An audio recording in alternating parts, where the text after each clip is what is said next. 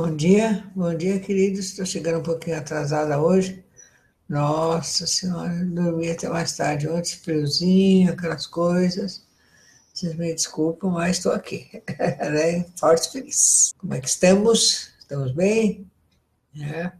Quem está na sala? Tem alguém na sala? Então, vamos lá cumprimentar o pessoal que está chegando também, né? Ô, queridos, quem é que chegou? Então, nós vamos falar sobre são lições de filosofia, né, senhora? Lições de filosofia. Eliane, bom dia, querida. Então, eu comprei esse livro do Yoga, 14 lições de filosofia. Vou mostrar pra você.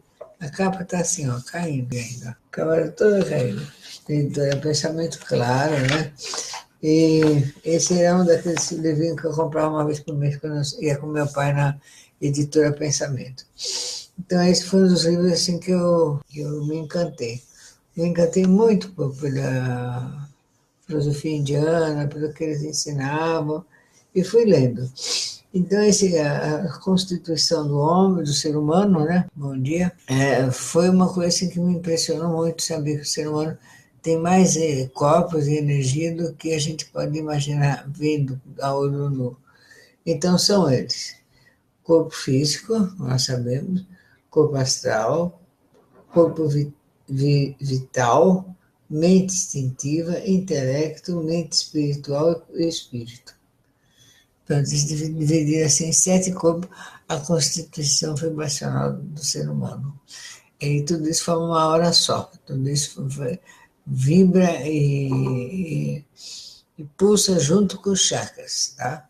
Então, aqui o corpo físico, ele dá uma pequena introdução. É aquele que é o visível, é o único deles todos que é visível. O corpo astral não é tão bem conhecido, embora entre uma relação, o corpo astral foi concebido em todas as épocas e tem dado lugar a muitas superstições. Tem sido chamado também de corpo etéreo, ou corpo fluídico, ou corpo fantasma.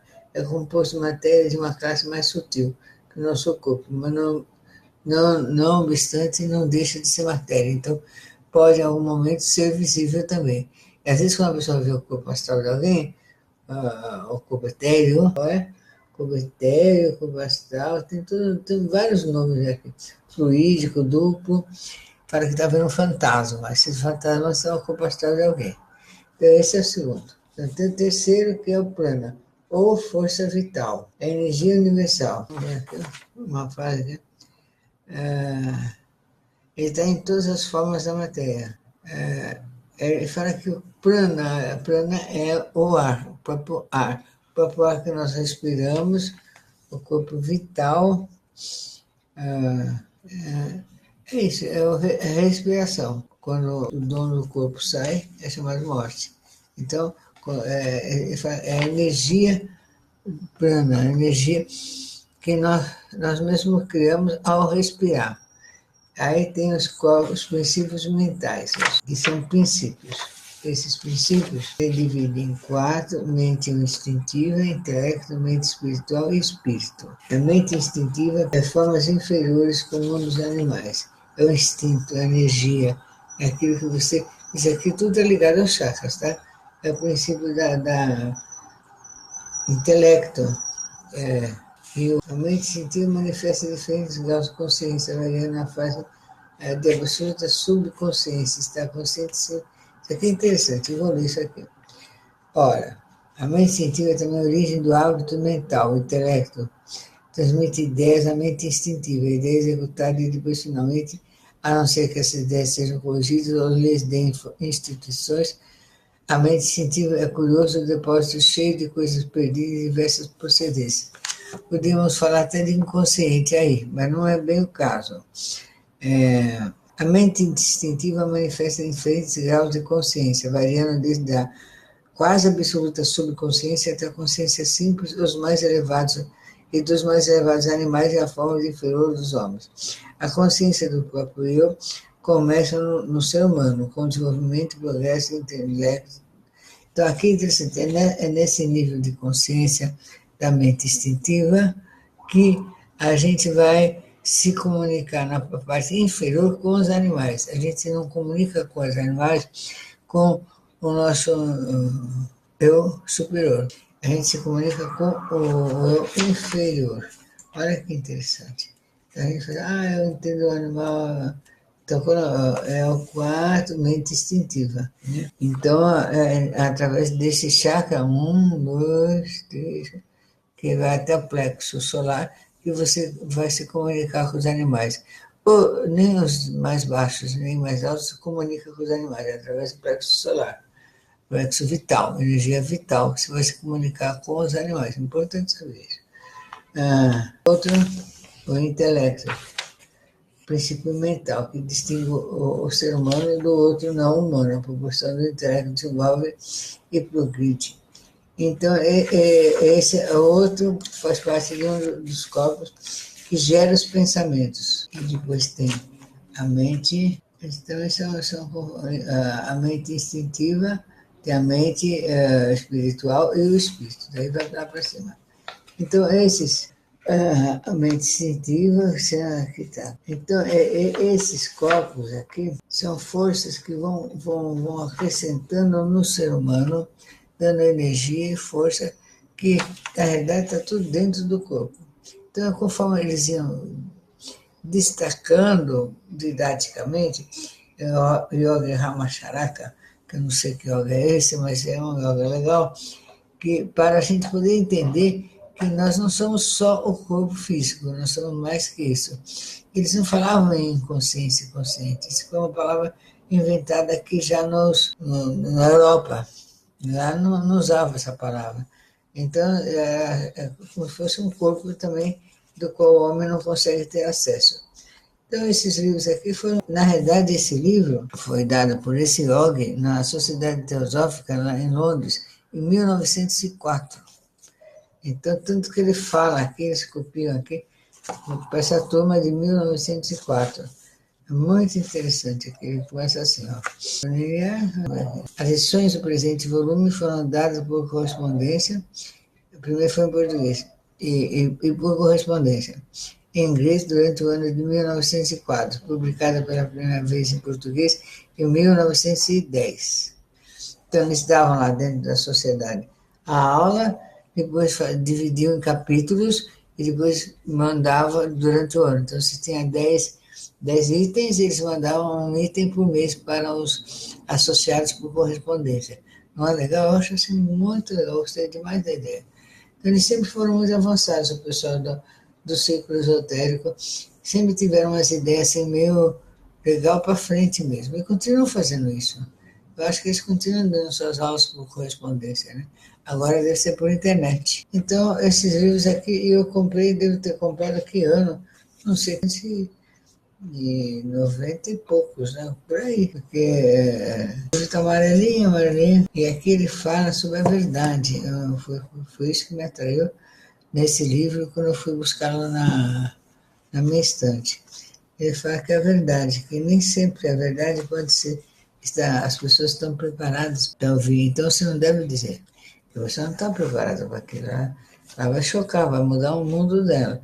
Então você tem que esperar a pessoa ter serenidade para poder ouvir sobre a verdade. Então é muito interessante os cuidados que ele tem e não chocar. Então eu vejo que todos os grandes mestres de indianos, orientais, que vêm para o Brasil, a gente vê que eles ficam conversando, eles têm um cuidado muito grande de não chocar, não chocar. Eles vão devagar, falam devagar. Então é muito legal isso, assim, a gente perceber como é que funciona, como é que eles nos veem. E é verdade mesmo, é verdade. O brasileiro não gosta assim, de muitas surpresas, de forma geral.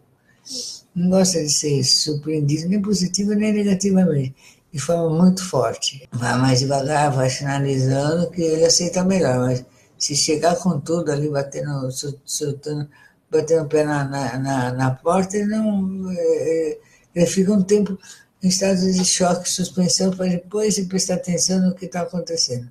Essa é a forma nossa do povo brasileiro.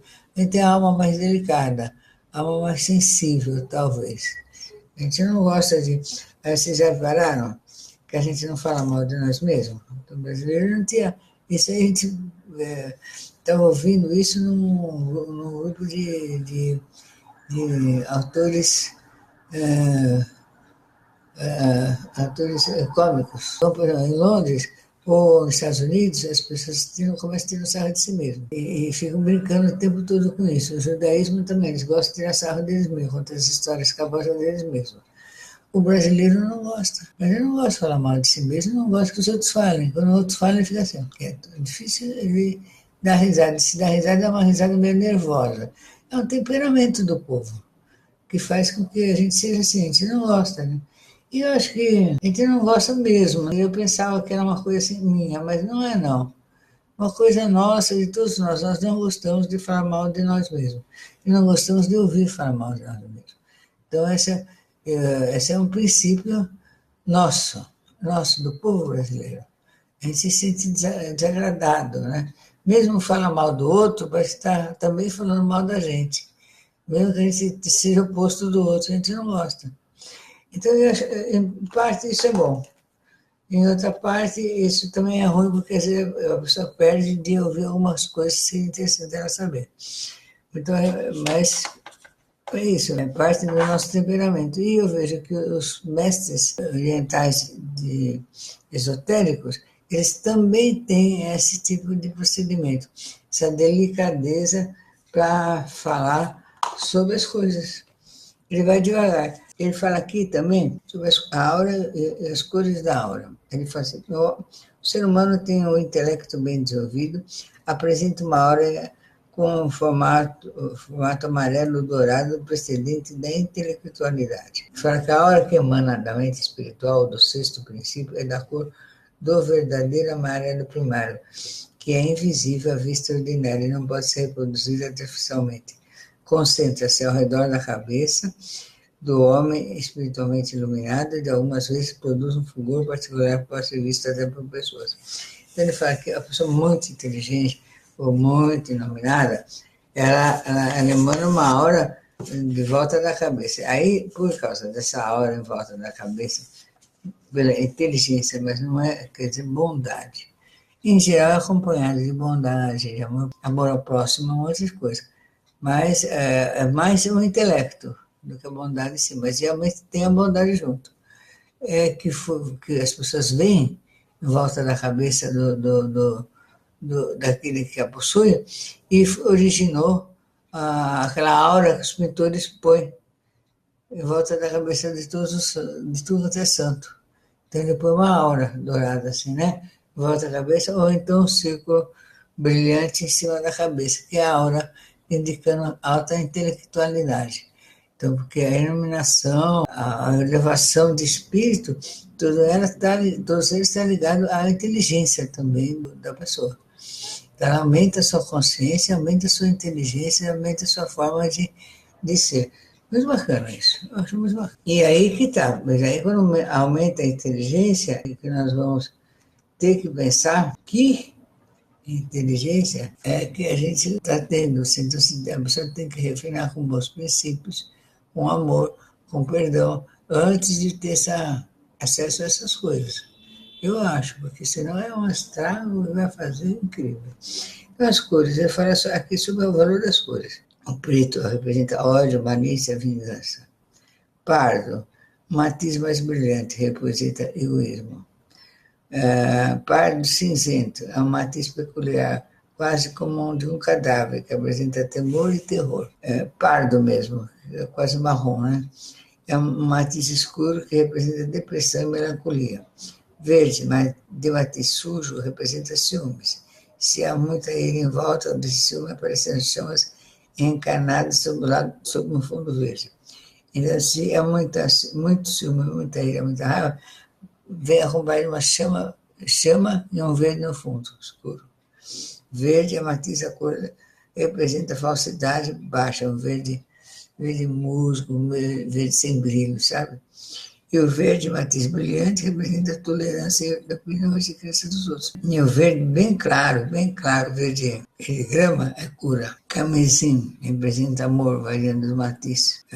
Alaranjado representa orgulho, ambição. Amarelo, esses vários matizes, intelectual. Azul representa pensamentos, emoções, sentimentos religiosos. azul escuro, azul claro, matiz luminoso representa espiritualidade. Então, aqui, se pega uma liçãozinha dessa, daí vai lendo em outros livros, vai ampliando a forma, porque cada parte da nossa emoção, ela gera uma vibração, quer dizer, uma energia. Então, o corpo saudável gera uma energia. O corpo astral gera outra energia. O corpo mental gera outra energia, que são as emoções. Elas se misturam e fica predominando uma energia só, que é a energia de fato que a gente tem. Então, isso aqui foi feito assim, com muita observação, estudos de observação, que é muito legal. E aqui também ele fala sobre a telepatia. Então ele fala sobre a forma de você poder se conectar telepaticamente com outras pessoas. Isso aqui, para mim, de tudo isso, né, desde aquela época, o que mais me chamou a atenção foi a telepatia. Acho que é muito legal. E quando eu vi que a ayahuasca ela aumenta e melhora a nossa telepatia, então aí fiquei doida mesmo. Gostei demais da coisa. Então a telepatia, ela faz com que você pensa na pessoa e aí já vem um pensamento, vem uma coisa, vem uma intuição. Aí você manda a resposta, a pessoa recebe. Aí você vai confirmar, é isso mesmo. Aí você fala, mas como funcionou? Primeiro faz, sabe? Depois você vai ver como é que funciona. Senão é muita mão de obra para você entender como é que aquilo vai funcionar, destrinchar. Mas os esotéricos do passado, eles fizeram muitos livros contando de forma bem devagar, de forma didática, como é que funciona a telepatia. Mas essa é uma das nossas qualidades. Agora, não é possível você ser telepata se você não chegar a desenvolver o corpo astral, que é no coração, o chakra do coração. Não é possível. Não tem como, não passa. Porque a pessoa que está desenvolvendo os 3 chakras básicos de baixo, a vibração é baixa e ela se sente como se ela estivesse aprisionada numa gaiola. O amor, a energia não chega nela e o que ela manda para os outros não chega no outro, entendeu? Então ela precisa romper, sair, elevar. Então, para romper, sair, elevar, a pessoa precisa o quê? Renunciar aos pensamentos negativos. Renunciar à vingança, renunciar ao ódio, parar de ter prazer nas coisas ruins. Quando ela estiver fazendo isso, não tem como, não tem jeito, gente. Para tomar mais que à vontade, não tem jeito. Então, é isso que vai fazer com que a gente evolua. Então, os professores, as salas de aula dos esotéricos, sempre foram para falar sobre esses assuntos, e de forma bem devagar, bem lenta. Eles não tinham assim, pressa nenhuma que todo mundo aprendesse de repente. Então, todo mundo também sabia que tinha que saber esperar essas coisas para poder viajar. Então, esses livros eles fazem parte de uma coleção de livros, que foram 14 lições de filosofia e yoga, que foi a primeira. Hatha Yoga, filosofia do bem-estar físico. Jnana Yoga, yoga da sabedoria. Raja Yoga, desenvolvimento mental, que eu mais gostava. Curso adiantado de filosofia e yoga, muito legal. Ciência do yoga e da respiração. Então, quando eles vieram, já estava, o pessoal do ciclo esotérico já estava trabalhando e falavam muito da respiração. E agora, com mais popular, está yoga, o tai chi, outras culturas orientais, mas nós vamos nos conscientizando da importância da respiração.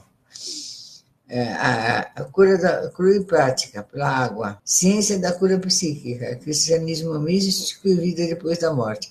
Essa foi a coleção de livros que o ciclo esotérico adquiriu e traduziu e divulgou aqui no Brasil desses livros, dessa coleção do Yoga Ramacharaka.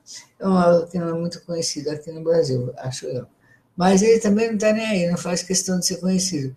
Eles fazem questão que o seu conhecimento, aquilo que eles divulgaram, seja conhecido. E isso está sendo.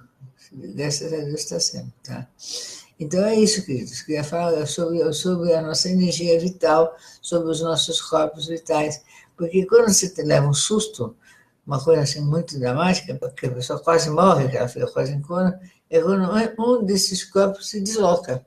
Mas é a coisa mais difícil isso acontecer, não é uma coisa assim, sabe, vai acontecer de repente, não. É como um osso que você tira do lugar. Você vai no massagista, ele faz por um lugar. Aí você começa a andar, ele volta outra vez. Aí você volta no massagista, ele põe no lugar. Aí depois de 3, 4, 5 sessões, o osso se acomoda naquele lugar. A saída, a hora que pende para um lado, ou pende para o outro, ou ela se desloca, é a mesma coisa. Então tem aulas que são assim. Aí a pessoa também é assim, porque a pessoa fica, sabe, doidinha. Pessoas que ficam assim meio fora de si. Então, quando as pessoas estão assim, eu aconselho a irem tomar passe na Federação Espírita. Logo cedinho, bem cedinho, aqui no viaduto Dona Paulina, não sei se é Dona Maria, perto da Câmara dos Vereadores, aquele viaduto lá, que tem a Federação Espírita e tem a Aliança Espírita. Então é muito legal ir lá, tomar passe lá, estão de graça, numa boa, vai e você vai ficar bem.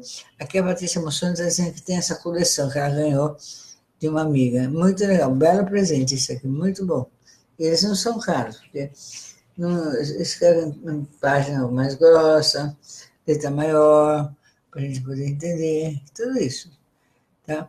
Então, quem tem assim, a hora fora do lugar, lembra que eu mostrei aquele conjunto de pêndulo, de hora meter, chamada hora meter, que mede a hora? Você vai ver que a hora da pessoa está. Eu tive uma época que a hora estava torta, eu andava assim, ó. Eu não fazia uma reta direita. Quando eu acertei, eu acertei.